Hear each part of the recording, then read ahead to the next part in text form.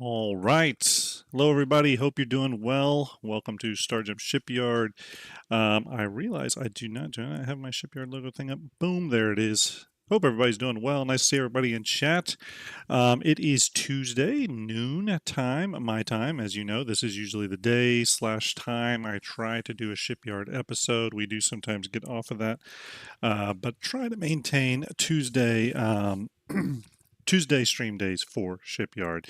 Xtitch says, "What you got for us?" Well, we're going to talk about concept ships today, or the lack thereof. So we're going to talk about that. I realize I got like a dog hair or something on me. I'm always covered. Anyway, it's one of the painful points of wearing a lot of black. So.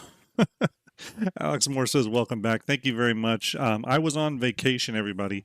So, for any of you wondering where I have been, or why last week we didn't have very many streams at all, that was the reason. So we are going to go through a few things today. Obviously, the topic today is on concept ships or the lack thereof. I wanted to talk a little bit about that with you all, see if any of you had some opinions on that. I want to talk a little bit about Starjump recorded content, so not these live streams, but like pre-recorded content, which is what I used to do. So we're going to talk a little bit more about that. I have some updates on that. I know a lot of you are very curious about the Perseus giveaway. It was supposed to start last Saturday. It did not. There's a reason, but it's been fixed, and I have the date of when the contest will start and how you're going to enter and all that stuff figured out. So no worries there. But I'm going to go over that. And we'll talk about quantum here in just a minute. VMXEO in chat, salute to you, VM. Hope you're doing well. Couple things. I did send off some new Fleet Viewer updates to Starlet, so those will probably be updated into Fleet Viewer soon-ish, probably in the next day or so. That would be the Prowler utility, updates to the Vanguard series across the board, so the entire Vanguard series got art updates, and then the ATLS ITKey and the ATLS ITKey Geo thing. I'm so confused by those mechs. I don't know if CIG could have made those more confusing. I'm just going to say that. Anyway, we're going to talk a little bit about that too. Before we go into our main topic, though, again, thank you all for an incredible April, May, St. Jude. It was absolutely incredible. I know that we had a huge turnout, huge amount of donations, so really appreciate that. I know Ender is very appreciative of that as well. Ender's currently dealing with a lot of heavy work stuff and things right now that he needs to kind of put his attention on.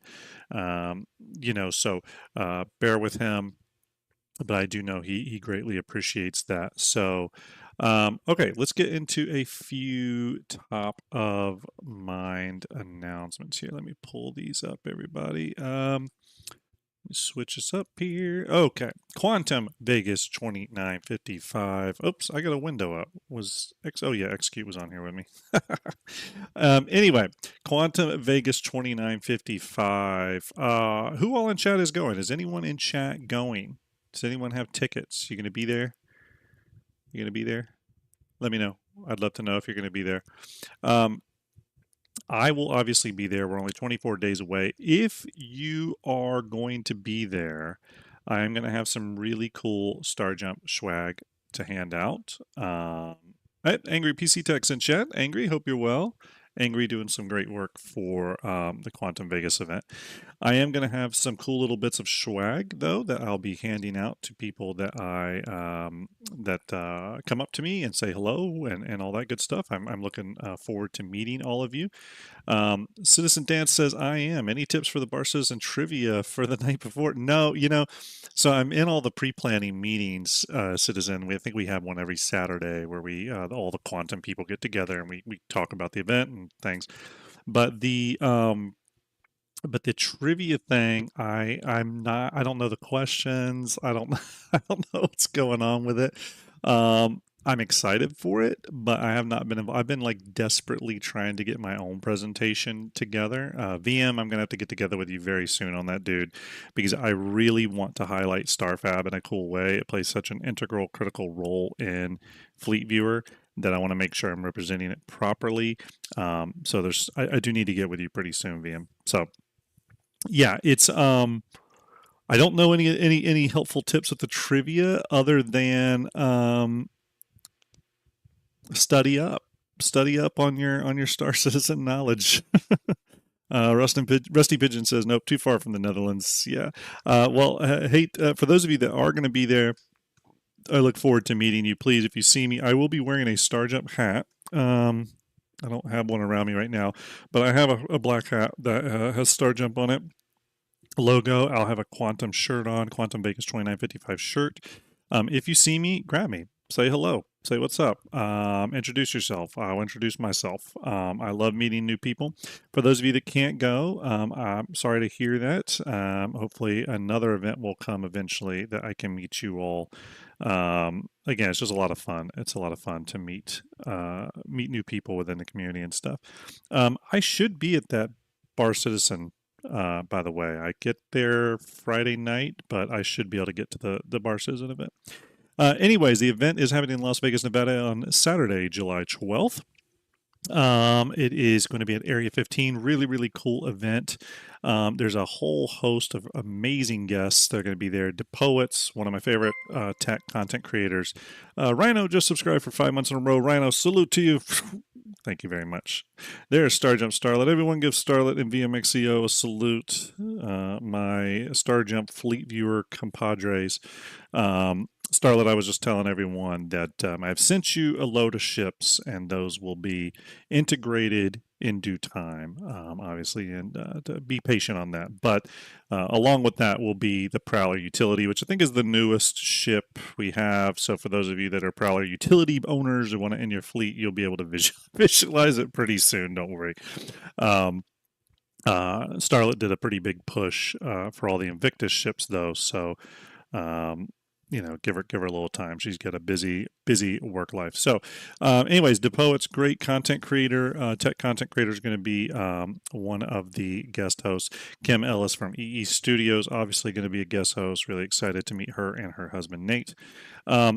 Big one here, Sandy Roberts, co-founder of CIG. Chris Roberts' wife, amazing that she's coming. I'm really excited for that. I love all the old Star Citizen content that Sandy was hosting. I just miss those. I don't know. There was something about those that were really cool back in those days. Maybe they were just a little bit more guerrilla style, or a little bit more like in the weeds with the developers. I just miss all that stuff. So it's going to be great to see Sandy. Sean Tracy, Senior Director of Tools and Tech Content of CIG, will be there. Again, one of the original OGs of CIG. So, what better guest to have? Of course, Galactica and Xylo will be in attendance. Be great to finally meet them in person. Starjump Grim, yours truly, will be there. I'll be doing a talk on Fleet Viewers creation. Starlet, I'm going to have to get together with you too. I want to get some visuals and some numbers together for Fleet Viewer that I can present at this conference. And then we may have something and then I may have something in my presentation that aligns with Anvil Capital Ship. But we also got Paul Shelley, the Astro Historian, Serious Fun, Daniel Raymond, the Voice of Ray's Guide, Griffin Gaming, Commander Fran, Nick at Night, whole host of people. It's going to be awesome. Go to the website now, get your tickets if you can. There's some great deals to get to Vegas, both hotel and flight. Or if you're driving out there, I really encourage you to go. It's going to be really cool. I do know they have a ton of ships to give away. That is one thing I do know. So if you're going, I can't. There's gonna be this outside park area. We're gonna do this massive ship giveaway, courtesy of CIG. I know there's gonna be a lot of ships. That's all I know. A lot of ships. I heard the list, and it's long. It's long. So there we go. Quantum Vegas 2955. Now I want to move on to the next thing. Okay. I want to talk a little bit about the Perseus giveaway. That I said we were going to do when we hit $20,000 raised for St. Jude, which we did, as you all know. We hit 20. What did we hit? We hit 24,000. which is again incredible. So we need to give away a Perseus. So I dug into my own coffers, got a Perseus during Invictus, and we are going to give that away. Now, for those of you wondering how that giveaway is going to work, I do have details. It was supposed to be last Saturday. Now it's going to start this Thursday. Okay, this Thursday is when it will start. Okay, I'm going to have it all up on our socials. I'm going to have it on all the Starjump stuff. You're going to find it. Don't worry. There's going to be a bunch of ways to enter. Okay, and I can flip over to the page now to kind of show you the page being built as we speak, so you know I'm being legit with you here. There we go. This is from Gleam.io. It'll be through Gleam.io. Again, I'm building the Perseus giveaway now. There's going to be multiple ways to enter, all that good stuff. So this is being built. It will start this Thursday, like I said. You will be able to enter by doing things like following the Twitch, following us on X or Twitter, being a subscriber on YouTube. Don't worry if you already are. You don't have to unfollow and refollow. When you go to Gleam.io, when the giveaway is running, and you click on that entry path, let's say follow on Twitch, it will check to see if you're already followed on Twitch. If you are, you get those points. You get those entry tickets, okay? Super easy. You don't have to follow and unfollow and all that stuff, okay? Now here's the other news, and this is why it was delayed a little bit. For those of you that donated during St. Jude, for every $10 you donated, you're going to get an extra entry added to your Gleam.io entry tickets, okay? If you donated $500 during St. Jude, you're going to get 50 extra tickets.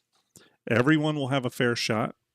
Okay, there's going to be tons of free ways to enter through that Gleam.io. I think you're going to have 6, 7 ways to enter for free, completely for free, on the Perseus giveaway. We're going to let it run for 1 month, and then I'll give the ship away. Okay, it's I believe it's 120 months insurance, by the way. Pretty sure. Kinzier says, 07, looking forward to meeting you. Awesome.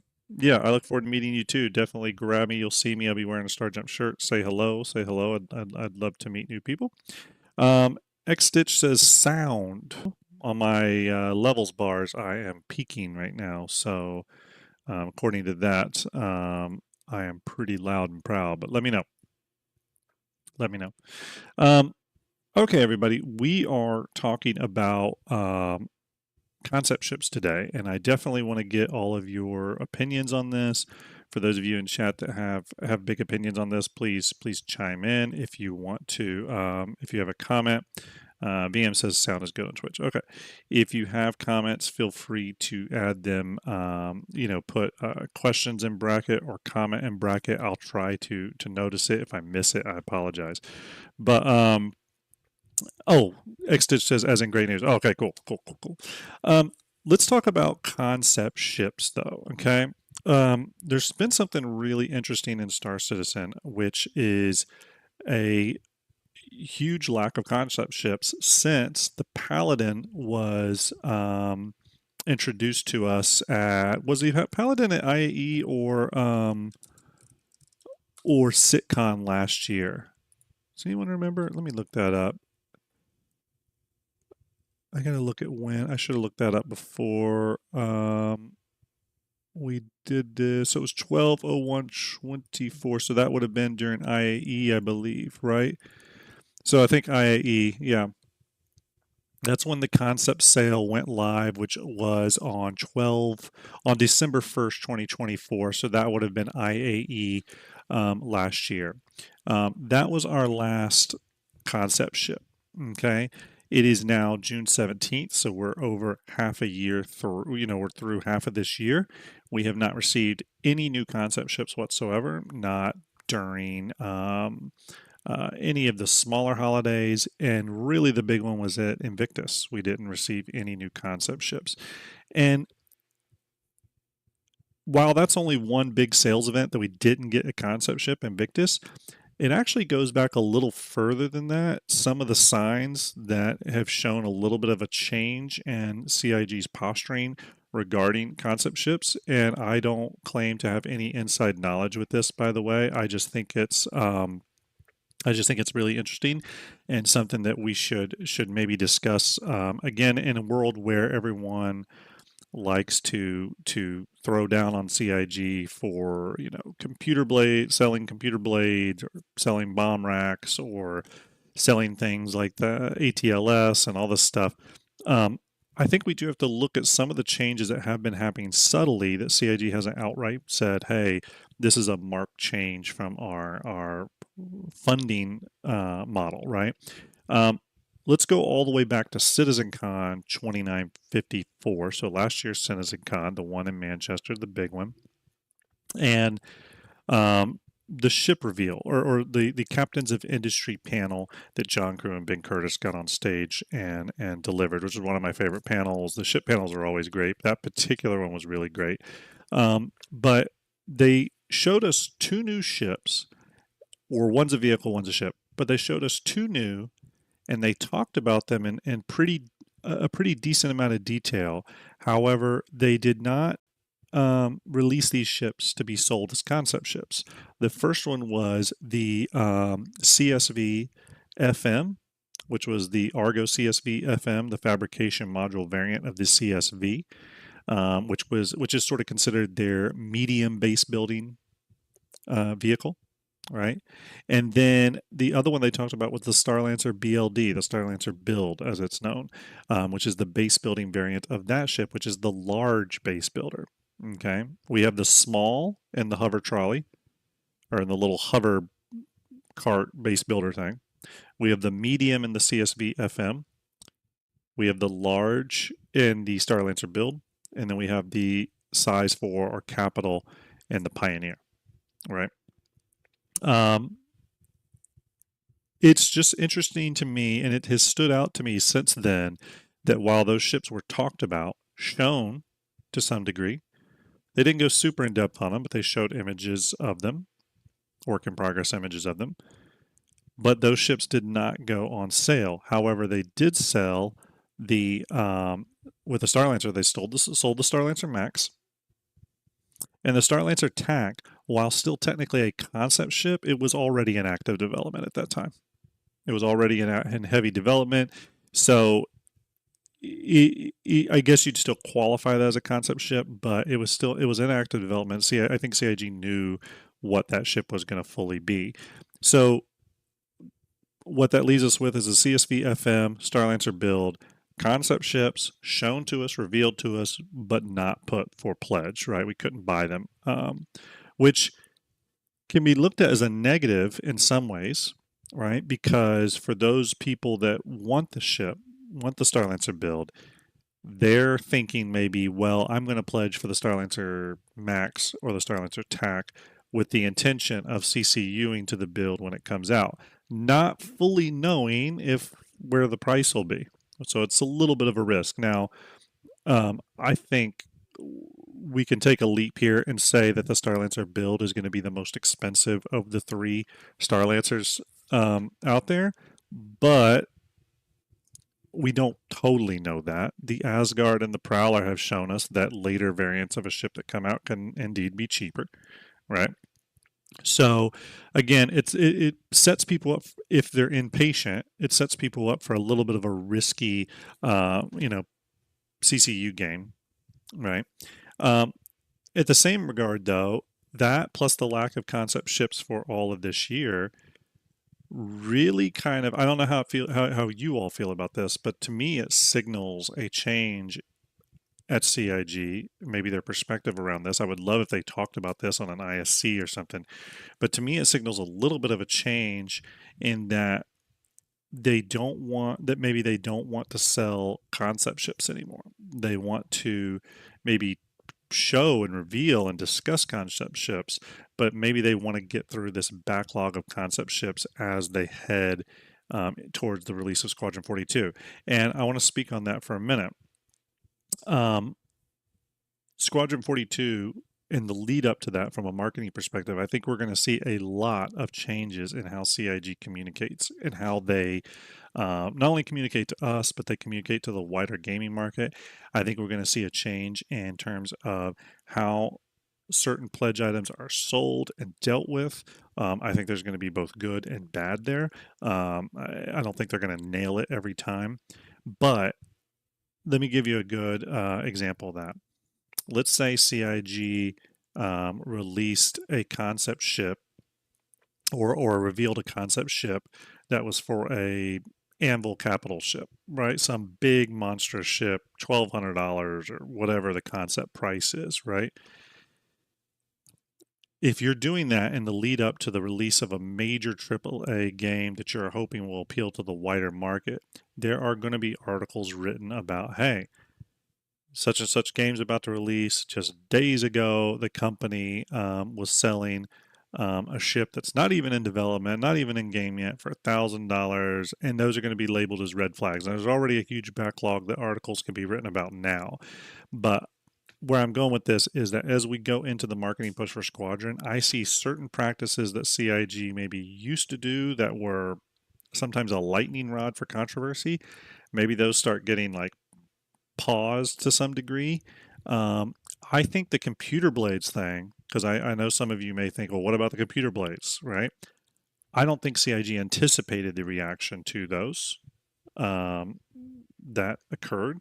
So I think that was, again, them trying things in this lead up. They quickly, I think, saw that that's not the right way to go. So they changed their tune on that.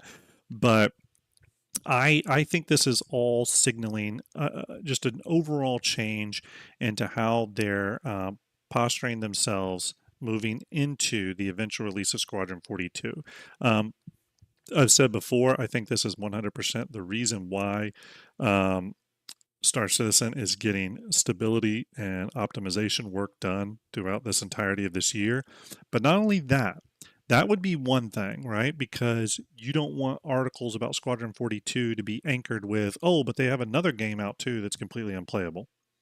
Okay. So I do think the main goal there is playability. But the other thing is, do you notice that the story events that they're putting in every patch of this year have been kind of some of the better story stuff we've ever gotten from CIG? Again, what they're trying to show with that, in my opinion, what they're trying to show with that is, hey, we can deliver an exciting story-driven experience in this open world game that we're developing that's still in alpha. So obviously Squadron 42 is going to knock that out of the park, right? Again, it's almost like they're trying to show us that, hey, Star Citizen can be a real game. And while it's not a real game yet, they're putting up these almost like temporary facades of gameplay, stability, features to make it at least seem from an outsider's perspective that, oh, there's a game here, right? Now we all know as people that have been backing for a while and play it, it's still very much an alpha, right? There's a lot of stuff missing, a lot of stuff that's not there. But I don't think that's necessarily the important thing from a marketing perspective. From a marketing perspective, they are going to be seeing how this project, both Star Citizen and Squadron, appeal to a wider market, right? To a wider market. Um, and speaking on marketing, real quick, um, I see this a lot. I see this on a lot of other content creators' channels. It drives me crazy. It's one of my biggest pet peeves. I've seen a lot of big content creators talk about this recently, where they say the game is driven by the marketing department. The marketing department makes all these decisions and all that stuff. I'm just telling you right now, I've worked in marketing for 25 years and I've worked in marketing and big markets. So I've worked in New York City and a lot of those big markets in marketing, and marketing does not make those decisions. Those decisions come from leadership and marketing executes them. Okay. Marketing is given probably certain goals to achieve for that year. Those could be revenue, those could be engagement, a lot of stuff. There's all kinds of metrics sometimes that marketing runs off of, and those metrics can cover a wide variety of things. But ultimately, the marketing team is not over here making business decisions that will affect the overall health of the company. That's not how marketing teams work. Now, the chief marketing officer, the C-suite employee, that's part of the board typically, right? And is definitely part of the C-suite, the chief marketing officer. They, of course, are going to have some leverage of power when it comes to those some of the decisions made here for sure. Absolutely. Some of the decisions made possibly were made by that person. But I can guarantee you that stuff is not made in a vacuum. This whole idea of like marketing is makes all the decisions for this game is complete ridiculousness. It's just not how marketing works. It's just I encourage you to watch if you think that I just encourage you to look into marketing and how marketing works at big companies dealing with big amounts of money. Decisions are not made that way. Um, they are, and there's tiers of that. So the lower level marketing group, these people have no power in it. They literally make trailers, they set up the websites, they do all the parts that marketing plugs into. Then there are, the people that come up with the marketing campaigns, those creative directors and stuff, or CIG, it may be called something different. I'm using advertising agency parlance right now, but those people kind of come up with the overall campaigns, right? Then there's other people that work with the accounts. So the account manager level people that are dealing directly with the CMOs and stuff like that. So again, it's a whole industry in and of itself. And I always get a little triggered when I see content creators attack the marketing department at CIG.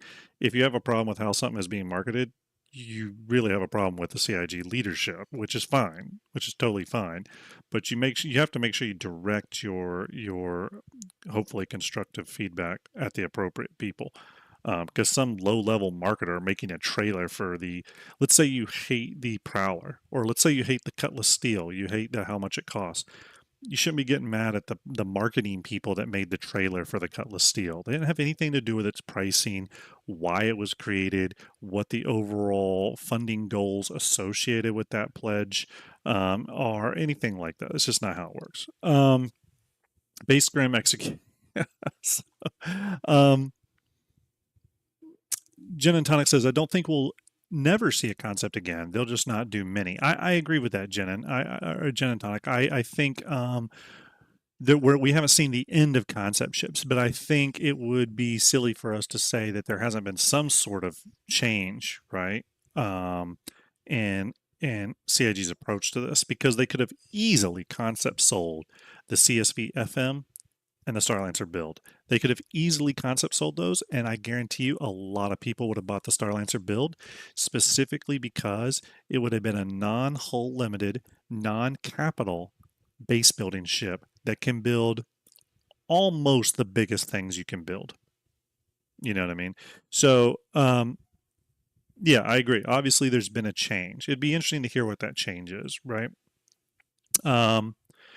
Suzuki says, looking into Star Citizen, just learned about it in the last 48 hours after crawling out from our PC Tech Rock. Yeah, so for those that don't know, Star Citizen is meant to be a massively multiplayer online persistent universe game. Very much in the vein of like a No Man's Sky, but probably even a little bit more persistent. And the idea is that you're going to have a lot of interlocking gameplay loops spread across industrial, commercial, combat, focused career paths. And those interlocking gameplay loops are all going to tie into each other and create essentially an economy from supply and demand and other things. There's a huge backlog to this game in terms of what was originally envisioned and what the game has turned into now. I would encourage anyone interested in Star Citizen, by the way, there's really just one video I think that you can watch and you can be pretty solid, and I will post that now in chat.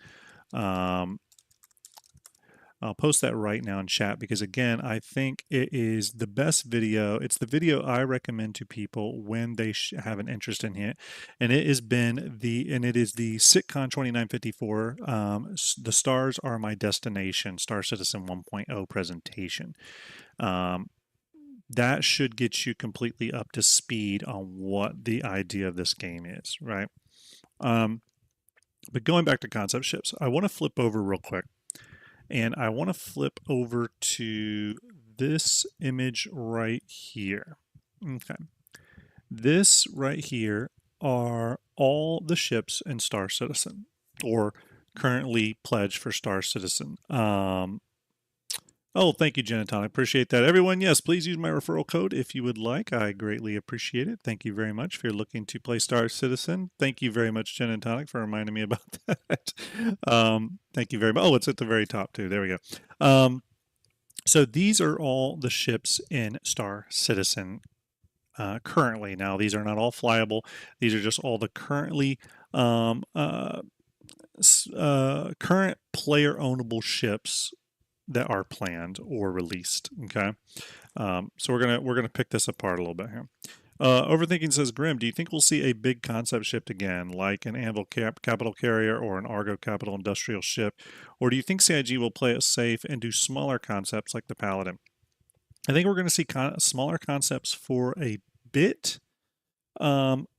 But I do suspect that, and it's funny. What I think we're going to see is I think the concept ships we're going to get, that are going to be revealed to us are going to be the larger ones, because those take a longer time to develop, and they want to sort of build up the purchase base for those.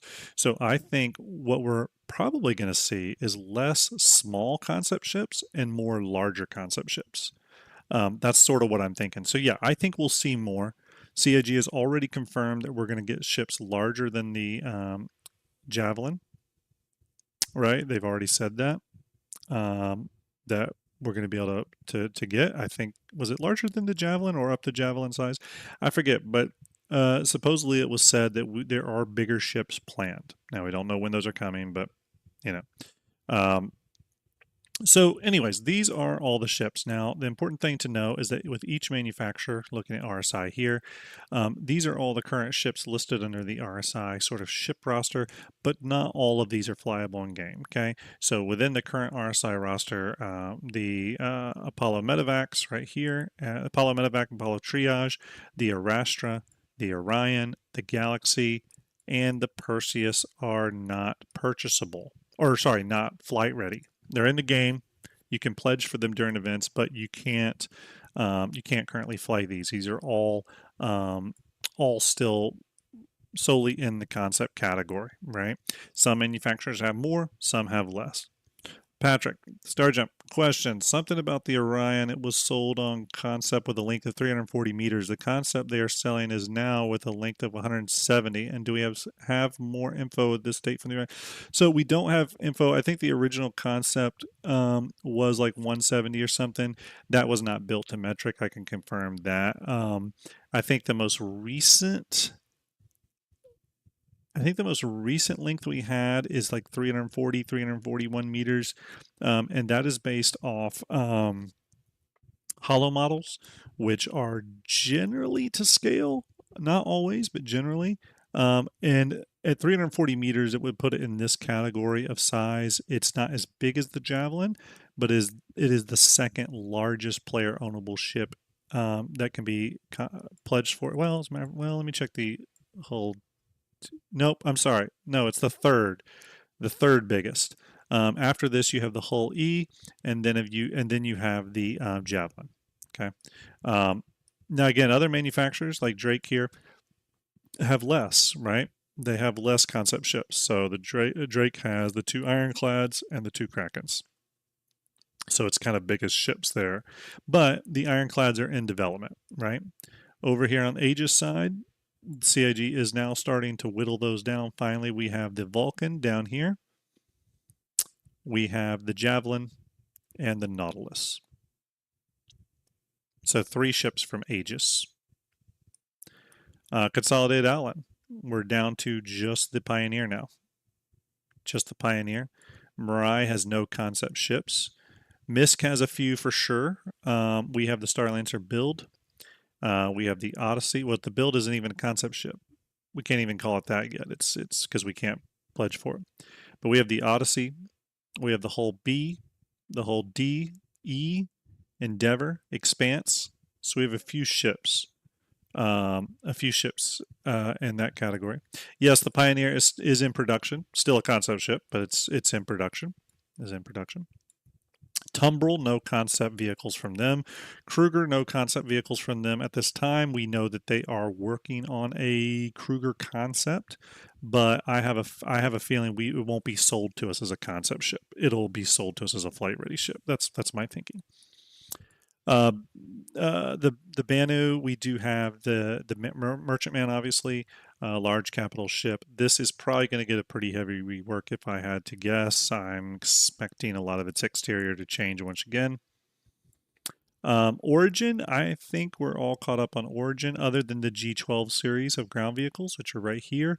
Beyond those, I don't think we're missing any Origin ships. Now, there are some that need complete reworks, like the 600i series. We know that is coming. But yeah. Down to some of these smaller manufacturers here, Gatak or Gatak. We have the Raylan, obviously, that we were waiting on. Asperia, we have everything now. I do need to add the Prowler utility to this once that is in Fleet Viewer. Apoa, we have no concept ships. Argo, no concept ships. Everything is released as of now.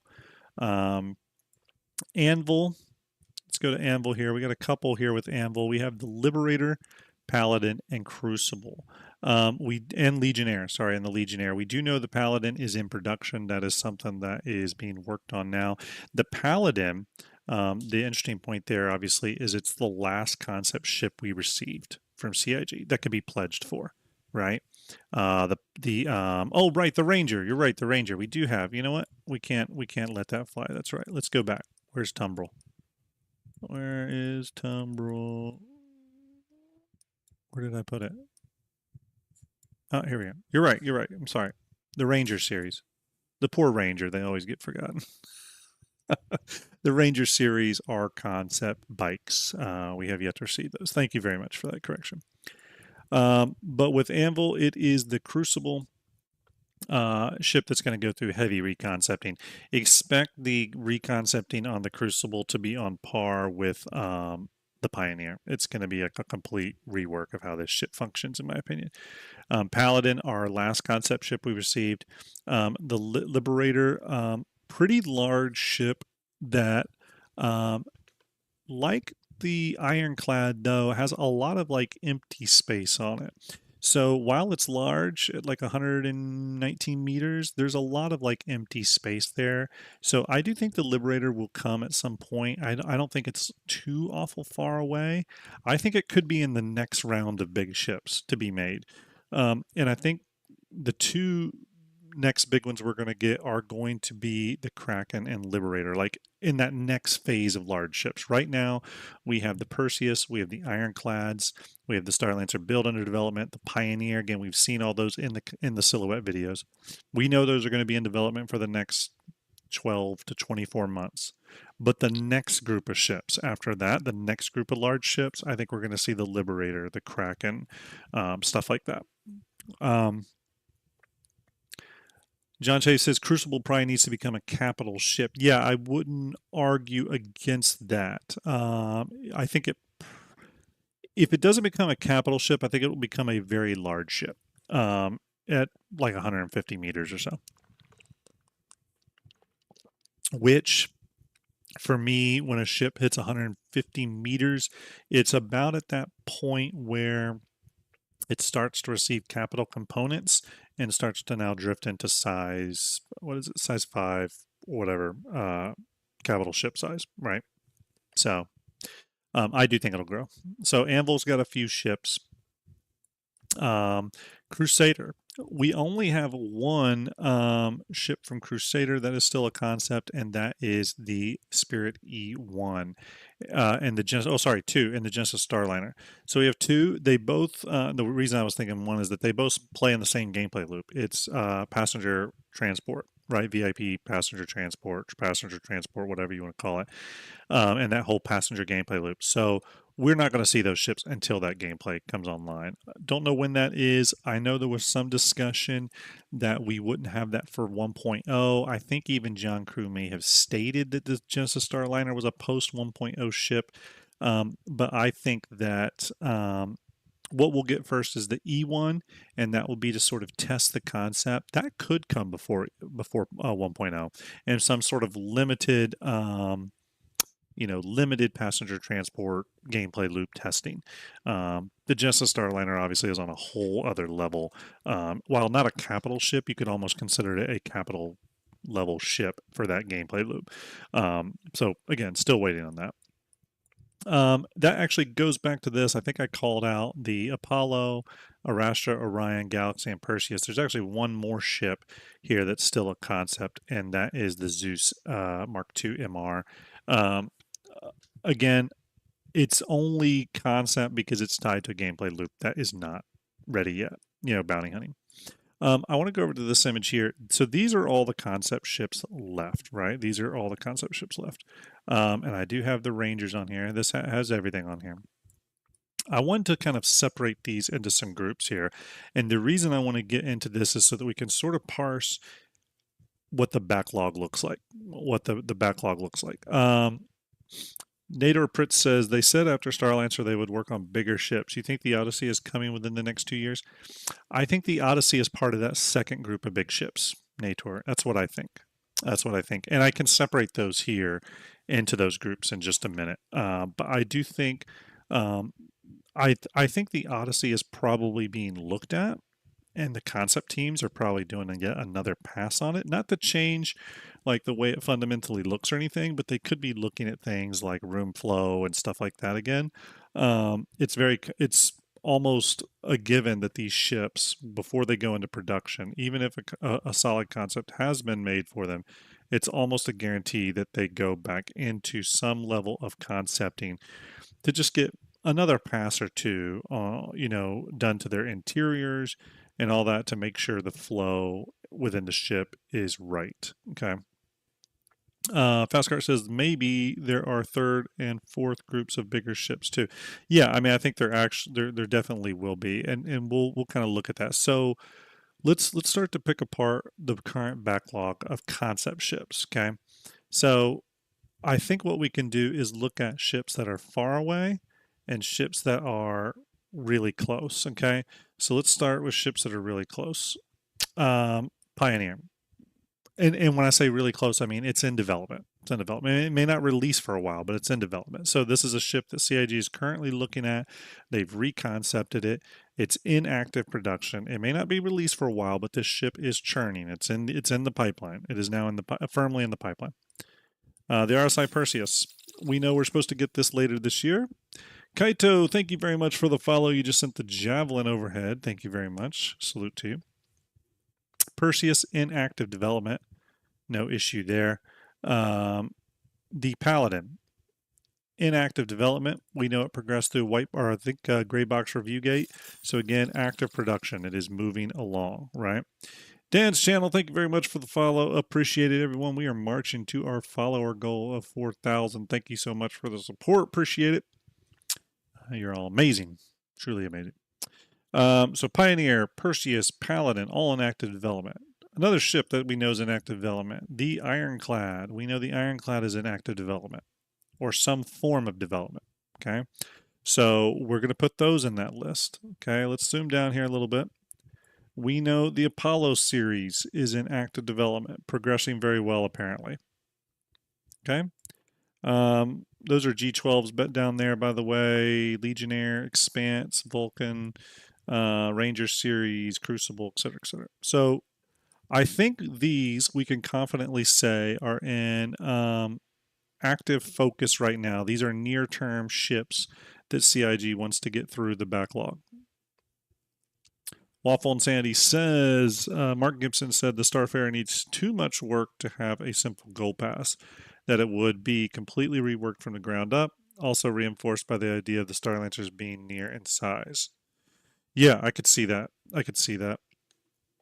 All right, so if this is sort of phase one big ship backlog ships, let's look at what phase two probably is. Okay, and I need to move our Rangers out of the way here. These little guys are unfortunately in the way.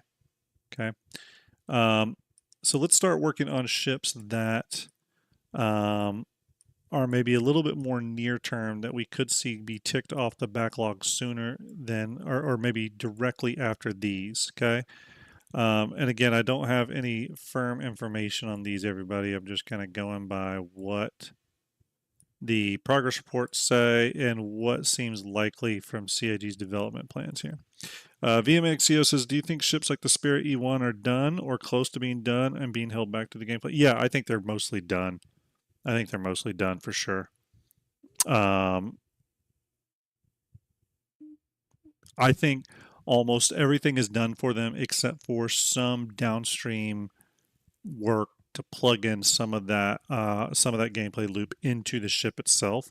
That could be through whatever what's that, the mix master machines and all that stuff still needs to be plugged into the ship. They've probably got an area cordoned off for that. Yeah. And Gentox saying build and CSVFM. Absolutely. I don't have those in Fleet Viewer, though. So for the sake of this, we'll just, you know what we might do? We will, to satisfy that, we will add a Starlancer. We'll add a max. We'll just call that our build. And then the CSVFM, or we'll just use an SM, which is the supply module variant. Where did that go? I can't even see where it went. It's too small. We'll find it. We'll find it. Either way, that let me change the naming to this one real quick. We'll call this the Starlancer BLD by the Crucible. Oh, thank you, thank you, thank you. Up, yep, there it is. There it is. Thank you. Thank you very much. Your eyes are better than mine. I got old person eyes. They don't serve me well. Okay, we'll grab this and we'll move it over. CSV. Oh God. CSV FM. We will move that over here. We'll scale that up a bit too, so we can all see it a little better. And we'll call that the CSV FM. So again, all kind of, I would say, near-term concept ships. 40-inch monitor. So again, I'm not saying these ships are going to release this year. It just means these are ships that our CIG is currently working on in the backlog that we know about. They're getting focused. They're getting active development work, not concept work, but active development work. Okay. Next, let's go to ships that are maybe a little closer, or sort of like the next phase of ships to be focused on. I think that will be the Javelin will be one of those, because I do think the Javelin is going to be destined for Squadron 42 time period. So next year sometime, I think the Javelin will come to the verse. We've already seen that the Javelin is getting some additional work, which we know means it's like being actively churned on to some degree. So there's that. I do think we're going to see, and I'm speculating here, but I do think we're going to get the Raylan in development. I think that'll kind of be the next big alien ship to come. I think the Galaxy will possibly go into production. I think the Zeus MR, because I do think bounty hunting is going to be progressing by then. The Expanse, and possibly the Kraken. Okay. Again, speculating here a little bit. And then I would put Legionnaire. Those are a series of ships I could see coming next. I would maybe put the Liberator in that group. Maybe. Let's go to what I think is sort of the next focus. Next focus, I think, would be, I need to make these Rangers bigger because they're just annoyingly small right now. Those damn Rangers. Let's make them, let's size them up to 3. Don't have to be perfect here. Okay. That way I can just easily grab them and move them. So for the next kind of focus group, I could see the Arastra, the Odyssey. Maybe the Odyssey is up here, but there's some doubts to that. I'll get to that. The Arastra.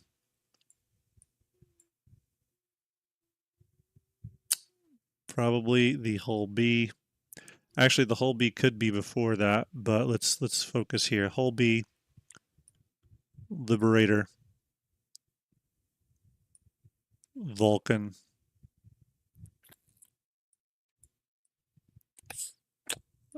Nautilus. Yeah, actually, I'm going to hold off on Nautilus. You know what? No, I'm going to put Nautilus in for now. What do we got down here? This is the G12 series. Okay, these will definitely come at some point. I think CIG will just knock these off at some point.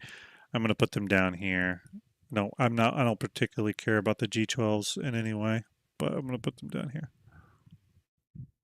That'll be low hanging fruit for them.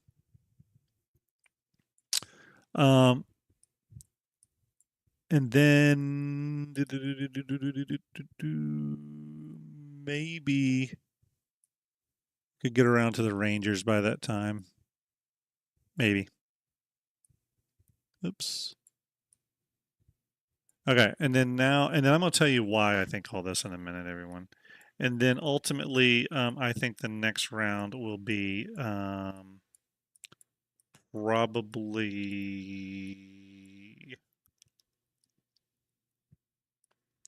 hold D, and then the Crucible. And then it gets a little bit more speculative as we get back here. And I'll go into why specifically. I'll put this here. Yeah. Okay. This is sort of what I think. I'm gonna bring up the type here and all these. Wolf Blitzer says Endeavor and Genesis coming 2.0. Waffle and Sandy says Nautilus will come with Castro. The lore implications are too strong. The Cold War blockade with the humans in Xi'an. That whole idea is a minefield of lore. That I would love that. I would love that. I don't know much about that lore, Waffle, so you've intrigued me. I will need to look into that. Gin and Tonic says the Nautilus was supposedly to be mostly complete when they announced it. So I've heard differently. I thought the same thing, to be totally honest with you. I thought the same thing, and I've heard different from a couple of sources, and I can say I'll tell you what those are. Oh, let's see.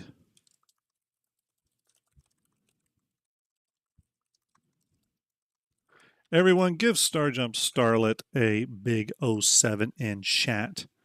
Apparently, I probably don't have it yet because I haven't refreshed.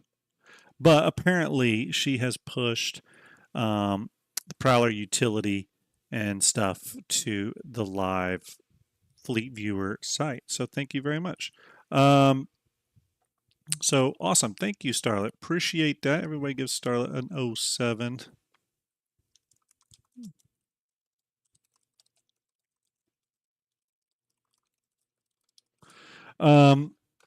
So let's look at these and why I think what I think.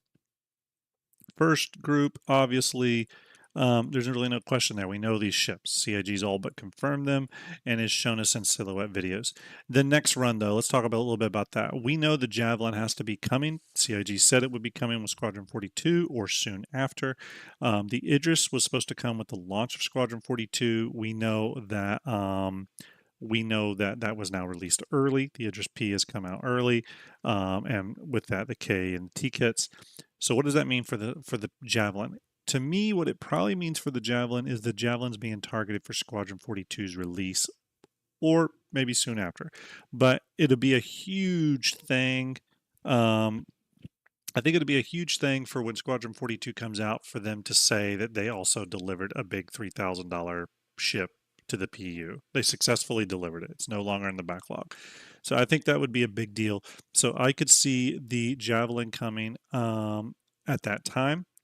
I think the other ships that I think will go into the ship pipeline after the current group of ships that we know is being worked on.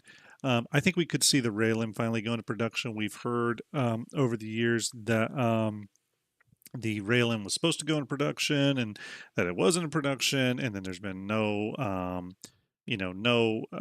no sign of it. I think it's just because it's been on hold. I just don't think there was any like pressing reason to get it into development, but I think they will follow up on that. So I could see the Rail-M finally. It's also a ship too that really fits in a sweet spot in terms of price, cargo capacity, um, all that kind of stuff. It doesn't have the flight issues or sort of the flight orientation issues that the Sulin has. It still flies pretty much like a traditional ship, so it's not going to be hampered by the weirdness that the Sulin was. So I think the Railin will probably go into production after the current group of ships. Galaxy, I do think the CIG wants to get to the Galaxy. They recently talked about how the Galaxy will most likely borrow heavily from the Zeus art set. I think they've probably already started doing a lot of like reconcepting work on the Galaxy just for its interior flow and all that kind of good stuff. So I could see the Galaxy being one of those ships that goes into production just to again keep up that RSI backlog. Attack that CIG's been doing, trying to tick off those ships from the RSI backlog. The Zeus Mark II MR, I really think that when we get to the tail end of this year and CIG starts looking at features again, the three features I see coming on sooner rather than later would be crafting. And when I know there's some crafting in game now, but I think some more in-depth crafting, bounty hunting, and hacking gameplay. I think those are the three that we're due. We're already seeing little parts and pieces of some of that come into the game already. So I think those three are primed to come into the game. So I could see the Zeus Mark II MR coming in with that. Again, I think this would be after the current stuff has been worked on. So we're talking after this year, of course. Hey, Execute. Hope you're doing well. Salute to you. Nice to see you. Gentalk says, could the Railin be held up by external modularity? I don't remember any external modularity with that ship. Is there external modularity with the Railin? I didn't hear of any modularity with the Railin whatsoever. I've never been told that. I've never seen that. But if you have that information, link me to it. Link me to it. Expanse, I think they're referring to the external alien cargo pods. Oh yeah, okay. Those are just made up. In many ways, the external cargo pod, the external cargo pod is just a container that other containers go into. CIG can get around that very easily. I don't think that's going to be the issue people think it is. So they're not standard pods, but ultimately those pods, the only thing they need to be able to do is still carry the same amount of SCU storage. There's already non-standard pods in the game. We already have it. We have it with the mole bags, with the golem's big container. We've already seen non-standard bags. And yeah, I agree with Execute. They're just triangles that will stack instead of squares. It doesn't matter. You're going to be able to take those triangles and probably slap them on a whole B on its grab plating like you would anything else. I don't really see us having a standardization of cargo boxes. CIG's already sort of splitting from that a little bit. And we know that there's other cargo containers coming eventually too. And when you consider the fact that like the Starfarers pods and all that are going to be able to be taken off as well, you start to see a little bit of divergence in like a pure standardized cargo container size. No,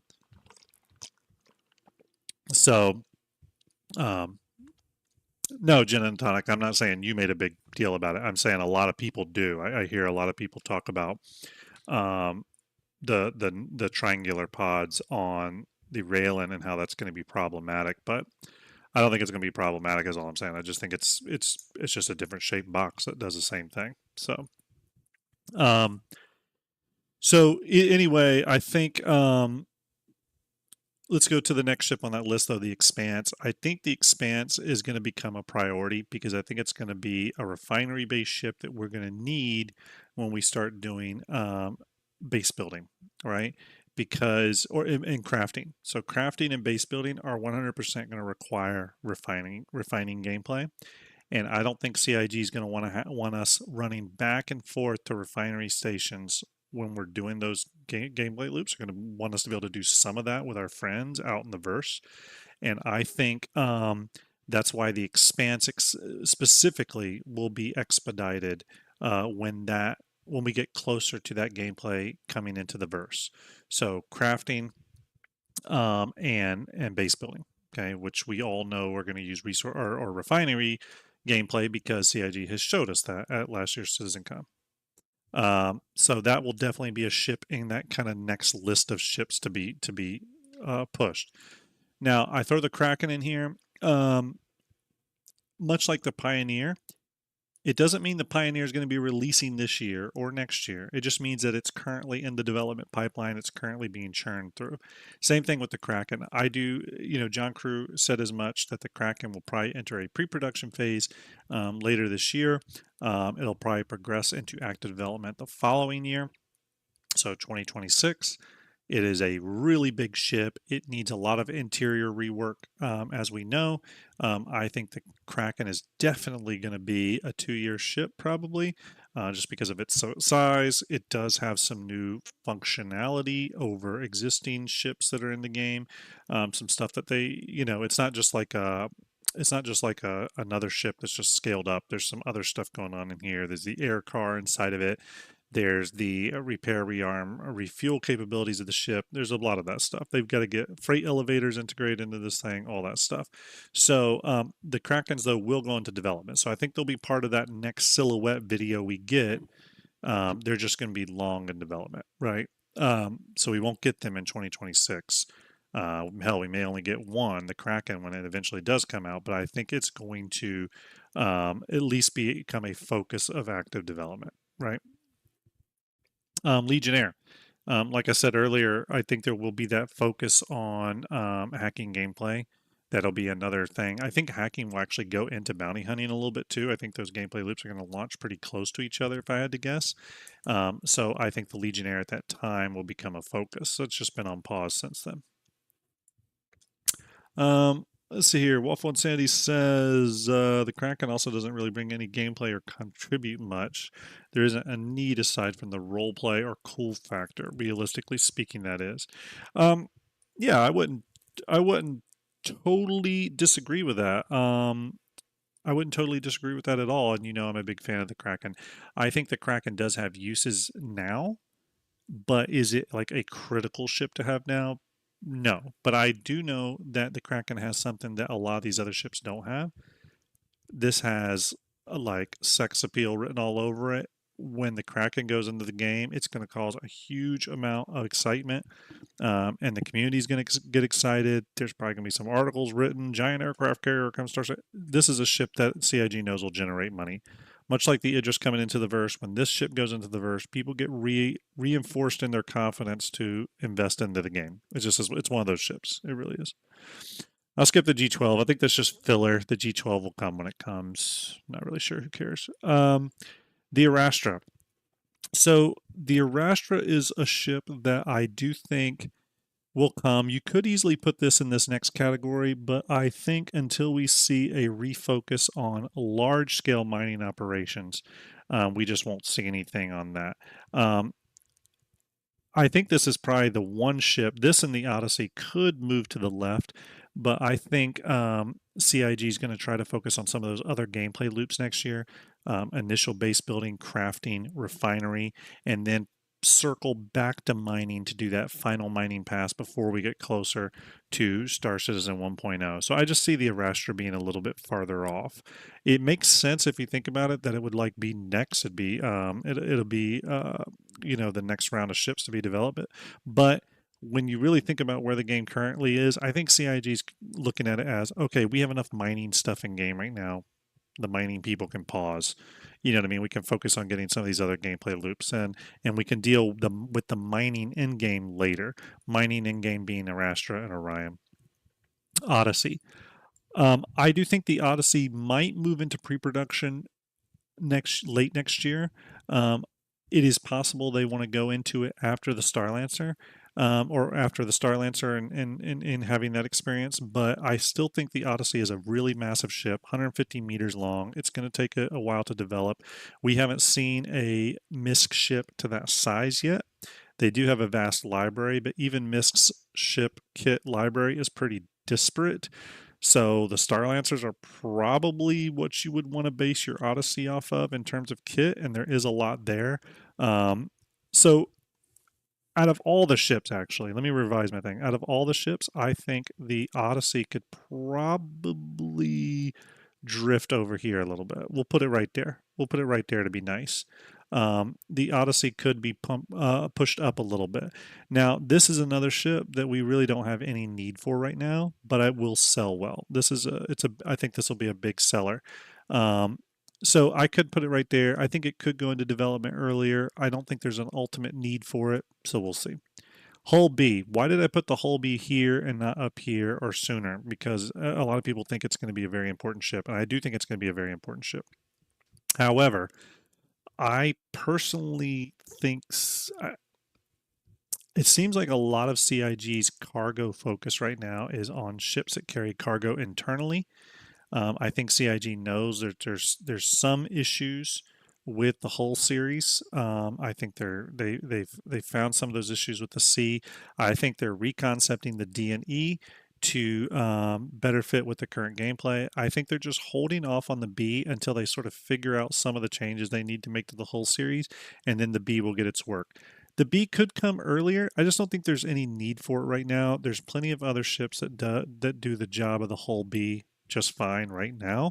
I do agree with everyone though that when the whole bead comes, it's going to be a very popular ship and probably one of the best bangs for buck.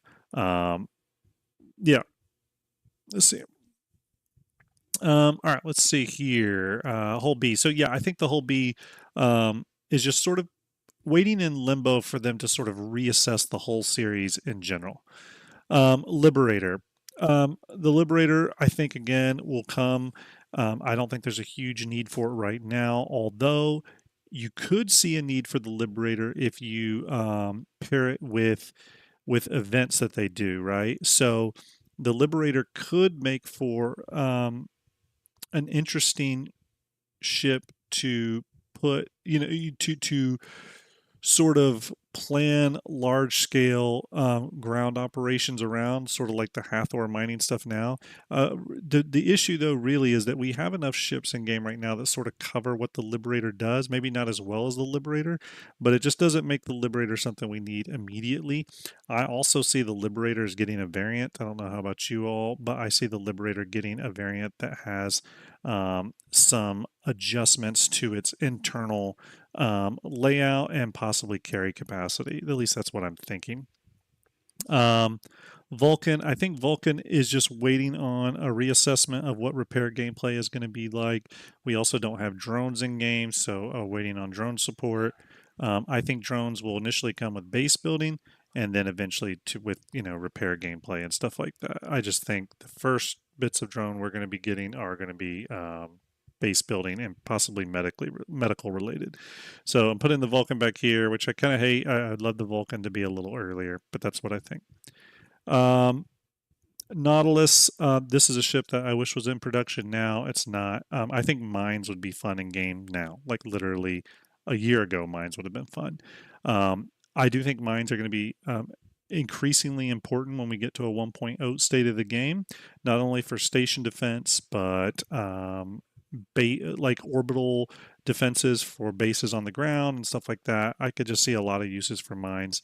I know someone said, I think it was Gin and Tonic said that he had heard that the ship was mostly done. I've heard the exact opposite. I've heard from maybe 3 developers that the concept art or the concept mesh for the ship is done, and it's really it was really built out pretty far from a concept mesh standpoint, but like the production model of the ship has not been worked on at all. That's what I was told. Unless I've been lied to, which is possible. So I also don't see any efforts to get Let's see. Yeah, yeah. Find them talking about it. I'd love to hear it. OG Lockpin follows. Thank you very much, OG. Appreciate that. Yeah, I mean, the last John Crew was asked about the Nautilus. He said it was waiting on gameplay, and there's no mine gameplay. He did not say the ship was done, though. He never said that. I can promise you're not going to find that if you're looking for it. You're not going to find John Crew saying that the Nautilus is done or almost done. He's never said it. The Nautilus is one of my top three ships in Star Citizen. I literally scour the web for any news on it. It's not done.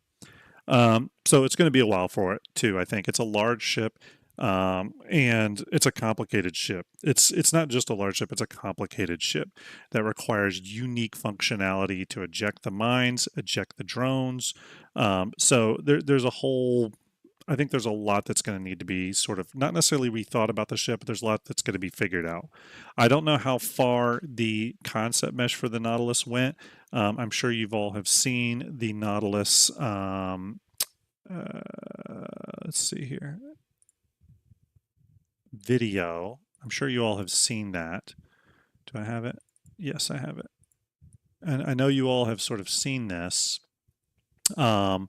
Where the Nautilus is walked through. Yes, a lot of that interior has been thought about and figured out and stuff like that. I remember when I originally saw this, I was like, oh man, the ship is almost done, all that good stuff. But again, from what I've been told, that this is like all concept work. So there we go. Yeah. McSkinny says, I had no clue there were drones on the Nautilus. Yes, the Nautilus carries the Nemo drone. The Nemo drone.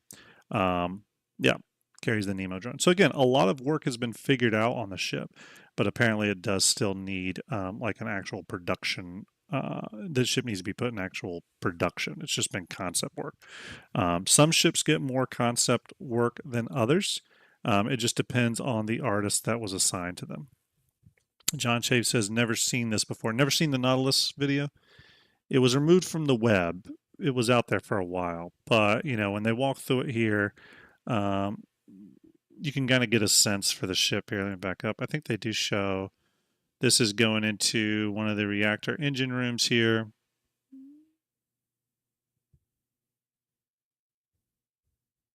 I'll let it play for a second.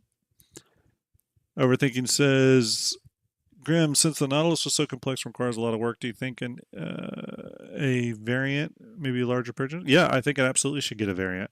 All large ships should get variants, in my opinion.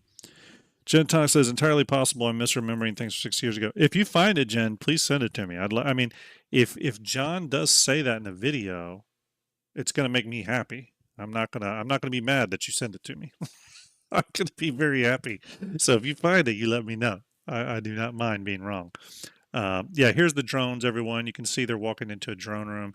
Those are the Nemo drones right here, sitting in this drone bay, and they get deployed. The Nemo drones are sort of a mine recovery drone. Um, Again, what you're seeing here is using a lot of the Aegis kit. Using a lot of the Aegis kit. Cargo area. Now again, it's not hard to look at this and think, "Oh, this ship is pretty far," and that's what I thought. I would love to be wrong. I've just been told by developers it's a concept mesh. I still have a small part of me that wants them to be wrong. You know what I mean? When I see these, for example, these little squares here, those are the palm decal layer of the mesh where rivets would be and where panel lines would be. That's what those are. These would be decals. They're just showing up like this in the model at this time. Normally, I would look at that as say, oh, the ship is far along because they've already started working out palm decals and stuff.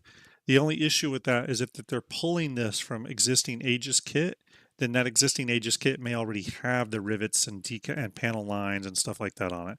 Certain areas of the ship are a lot more simplified like this. I mean, this is like kind of almost looks like early white box type stuff here. And you can see when they go around this channel or this right here is just a blank wall. So there's still areas that are really not thought through.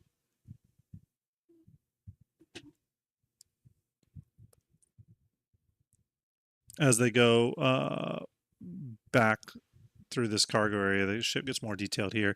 You can see here they show how the mine deployment things operate, the VTOL engines rotate, all that kind of stuff. Show how the mine deploys. I mean, it's pretty simple animation though.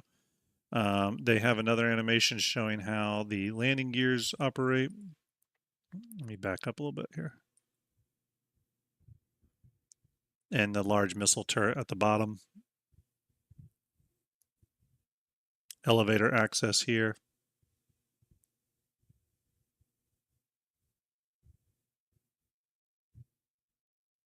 Again, if this is the production model of the ship, which would confirm my original thoughts, I would love for that to be the case. CIG has denied it, and they've denied it on multiple occasions. They even denied it just like a year ago in Spectrum, saying that this is not a production model. This is a concept model of this ship. They literally went out of their way to say it. Now, that does not mean they're not spinning a yarn. So, Gin and Tonic, you could be right. And if you find it, I definitely want you to send it to me. XQ says, tell me what your thoughts on what the Nautilus variant should be, XQ says. I think they could make a gunship variant, or I think they can make an E-War variant. But I think the E-War variant could be the existing Nautilus that just deploys E-War mines. Showing the dual size 7 turret here on the bottom. Cockpit. There you go. And then the Rangers, I just slot them here because I feel like they would get to them at some point.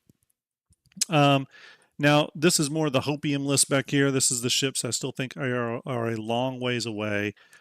Ships like the Crucible, obviously going to need a complete and utter rework from the ground up, much like the Pioneer. If you did not like the Pioneer and its reconcepting, then you should be concerned about the Crucible, because the Crucible is probably going to get a reconcepting on par with the Pioneer. Spirit E1, again, I think we're a ways out from passenger gameplay. I think we're still a few years out from that. Hull D and Hull E, really, again, they just carry cargo on such a large scale. We have no gameplay to support that, and I don't think we're going to have gameplay to support that for quite a while.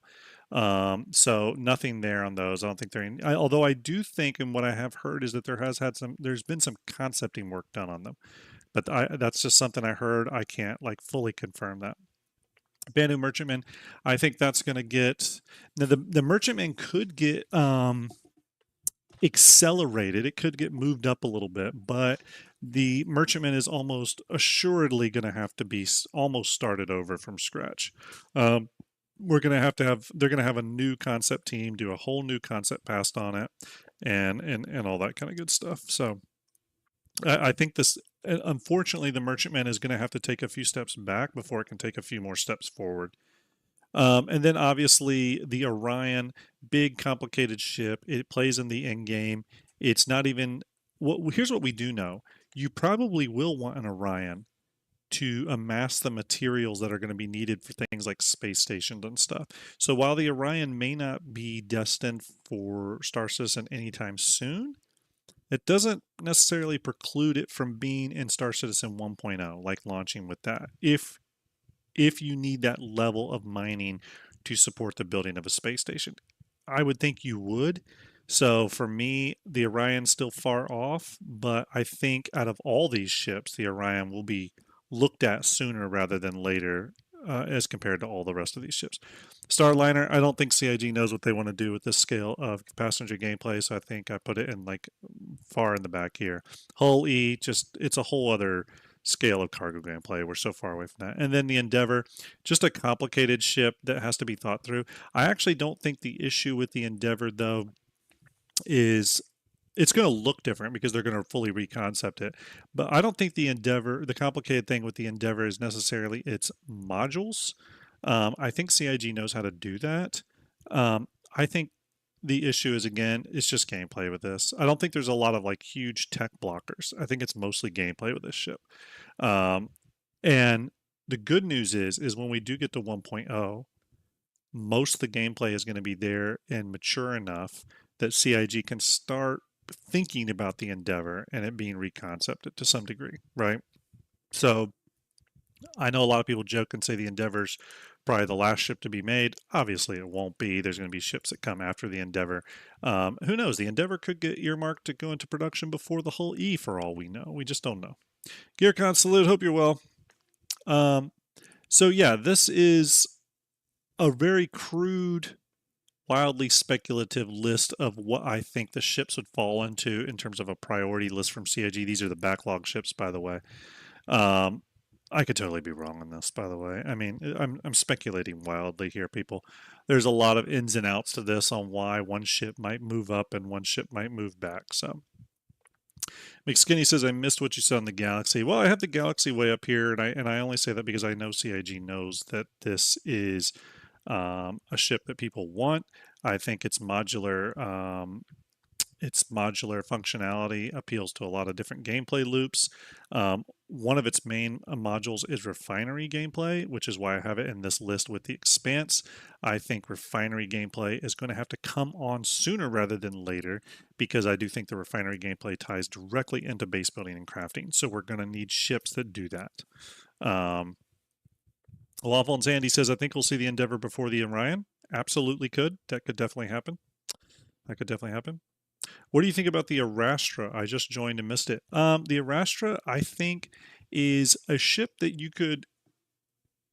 Common sense would say, oh, they should put it into production. There's a use for it now. But I think there's an argument for the Arastra being able to be paused. Wild, thank you for the follow. Salute to you. Thank you very much. I think the Arastra can also be paused. There's plenty of mining ships in game right now. There's nothing really to mine for. Now, once bases come in, once base building comes in, you could, because remember, the whole part of crafting and bases is going to be gathering resources. So we're going to need ways to build or to gather large amounts of resources. So I think the Arastra could fit in this like middle section here. So when we get these initial base building ships, these ships that are in production now over here, they're going to release sometime around when these ships go into production. You're going to need the big resource gatherers to tie into that gameplay. You'll also see ships like the Reclaimer and stuff, I think, get a second pass at this time. Right? They're going to get some sort of do-over pass and get fixed, because we're going to need those resource gatherer ships to tie in to the base building and crafting. I think we're going to get a large, so we'll get the Reclaimer, but I think we'll get the large salvage ship, the one that fits in between the Vulture and the Reclaimer. I think we'll get that around here too. I think because those ships again are going to tie into base building and crafting gameplay.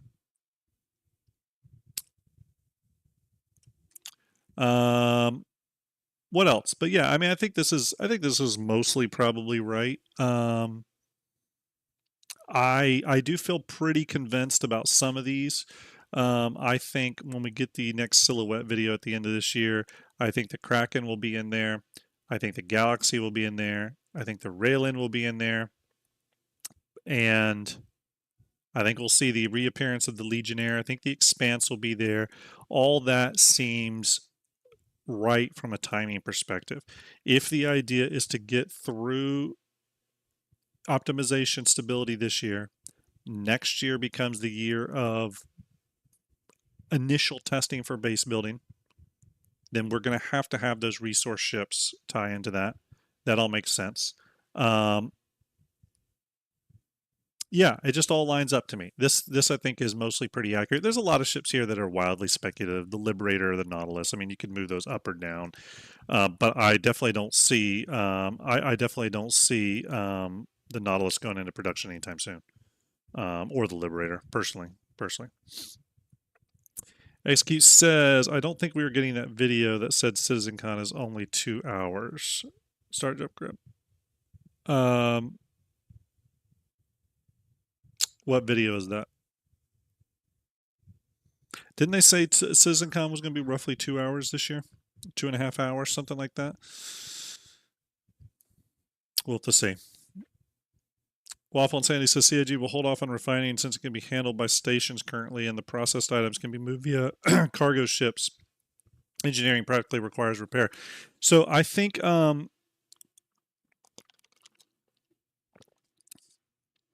repair will be in, but I think repair will be handled on a much smaller scale. I just don't think they're going to ramp it up. I still think we're a ways away from that. I think the refinery gameplay stuff, they are going to want us to be able to do it on ships because I think they're going to want us to be able to do it closer to where the bases are being built. CIG said that all the base building ships carry enough cargo to get some initial buildings made. But one of the reasons they said that was because they didn't want people to be building their bases and then constantly running back and forth to, landing zones and stuff like that. So you could be right, Waffle Insanity, but I do think we'll get at least some minimal form of ship-based refinery gameplay when base building comes online. Maybe that's through the Galaxy, maybe through the Expanse. Remember, the Expanse is a really small ship. But I think they'll be through one of those. I think CIG will want to have one way for us to refine material on site. Maybe not in a big way, but I think they'll want to have us be able to do that in some minimal fashion. Excuse says the silhouette video you mentioned, Starjump 2 is going to only be 2 hours. Yeah, maybe. I think those silhouette videos are pretty popular though, so I would think that I think they'll still do it. Personally, look how many content creators cover these silhouette videos. It's just like free content for CIG. So I probably disagree with you there. I think we'll still get the silhouette video this year. Or some form of it. It may not be the silhouette video anymore, but there'll be something that hints at the next round of ships sort of going into production. I think they're still going to do it. XQ says, why build a ship for refining? Just put a refinery in a building of your base. Yeah, but they've already said, but even put bases aside, even for crafting, we need to be able to refine. So refinery gameplay is going to just become a much bigger deal. And yes, it's in the stations currently, but I think CIG will want to give us another way of doing it outside of the stations. I don't think they want us to be completely locked to that. But we know that refinery gameplay plays a huge role in crafting because that was a big highlight of the crafting presentation, right? And then in base building is essentially just crafting on a larger scale. So of course it's going to tie into that. So I think we're going to see the refinery ships coming. I do. I think they even reconfirmed just recently. They reconfirmed that the Galaxy was going to launch with its refinery module, which I thought was interesting. I thought that was a kind of an interesting bit of news to come out regarding the Galaxy that would launch with that module. I do think that's coming. I do think refinery gameplay's coming. X-Stitch, Starjump question. Trismo is working on the Galaxy, if I'm not mistaken.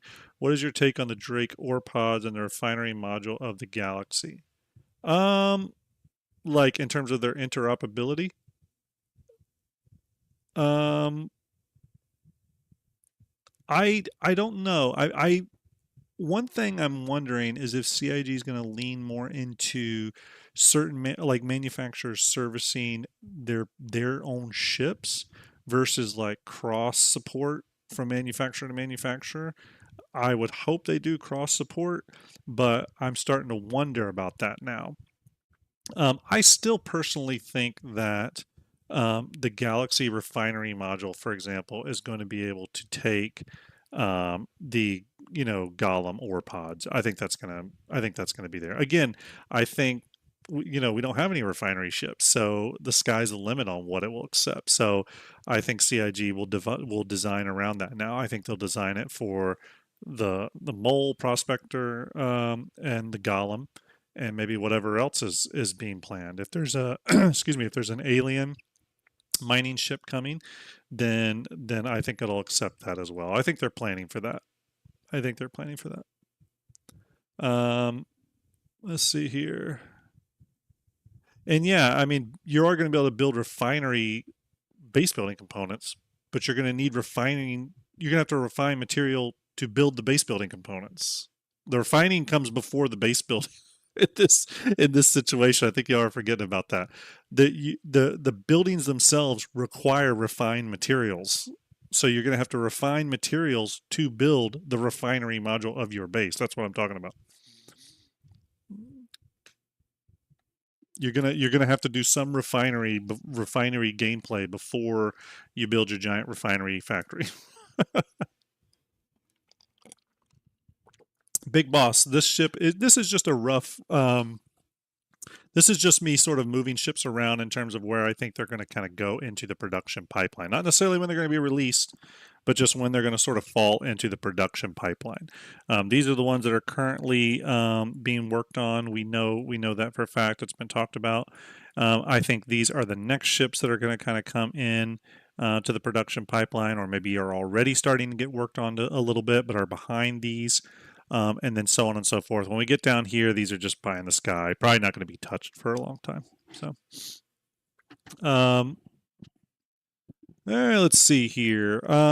What else? But again, when you look at how many ships have been released, this is all the ships right here. When you looked at how many ships have been that are slated for the game, how many are concept, how many are flight ready, CIG has really churned through a lot of them. They've really churned through a lot of them. So pretty impressive. Real quick, everybody, do not forget Quantum Vegas. I want to remind everybody, Quantum Vegas 2955 coming up very soon. I'm looking forward to meeting people. If you are planning to go, make sure you go to that website that I just posted. Get your tickets, get your flights, get your hotels, all that good stuff. It's going to be an awesome event. Going to be some really cool people there. Let's go back here. We got everybody from DePoets to EE Studios, myself, Commander Fran, Daniel Raymond from Ray's Guide, Paul Shelley, the Astro Historian himself, Serious Fun, Commander Fran, Nick at Night, Griffin Gaming, and then we have a host of CIG employees. Sandy Roberts will be there, Sean Tracy, Galactica, and Xylo will be there. Could be some other CIG employee surprises too. You never know. I know there's going to be a shit ton of ships given away, so that's going to be really exciting, and a bunch of other trivia. There's going to be a Machinima Awards. Going to be some really great stuff happening there. I'm going to do a whole panel on Starjump Fleet Viewer, so it's going to be a lot of fun. If you go or are planning on going and you see me there at the Bar Citizen the night before or at the event, make sure you grab me. I'll have some Fleet Viewer or some Starjump and Fleet Viewer swag that I'll be giving out. So hope to see you all there. Do not forget, everybody, the RSI Perseus giveaway that I am running will start on Thursday. Okay. All the information for that will come out on Thursday. I think you're all going to be happy with the way that's going to go down. I got multiple ways to enter for free. And then for those of you that, donated donated to St. Jude, are going to get extra entries added. You're going to get an extra entry for every $10 you donated towards St. Jude. So big thank you, but it should be a pretty mostly fair giveaway because again, there's multiple ways to get those free tickets. Okay, so very, very important. Anything else before I leave? Anybody else have any other comments that you want to add to the discussion? Let me know. Let me know. While you're doing that, I am gathering up here. I'm going to be sending you all over to, so by the way, everybody, I will be streaming Thursday night. I'm going to be doing a weekly chat, and it's going to be all on all the variants we've been getting recently and my thoughts on that. So the Fortune, the Prowler Utility, the Asgard, all these kind of sub variants of existing ships. I'm going to do a show on that. I want to talk a little bit about that. Real quick, pre-recorded content. I know a lot of you are waiting for some pre-recorded Starjump content coming. I am working on the 2 Shipyard videos. I had to do a lot of modeling on the ships. For anybody that watches Trispone's channel, you know that takes a while, but they are in progress. They're coming out good. I have 2 pre-recorded videos coming out this week. One is on the topic of pay to win. The other one is on the topic of Star Citizen whales. GearCon just cheered 100 bits. Thank you very much, GearCon. Appreciate it. Sorry you won't be in Las Vegas, dude. I would have loved to meet you in person, but thank you for those biddies. I appreciate it.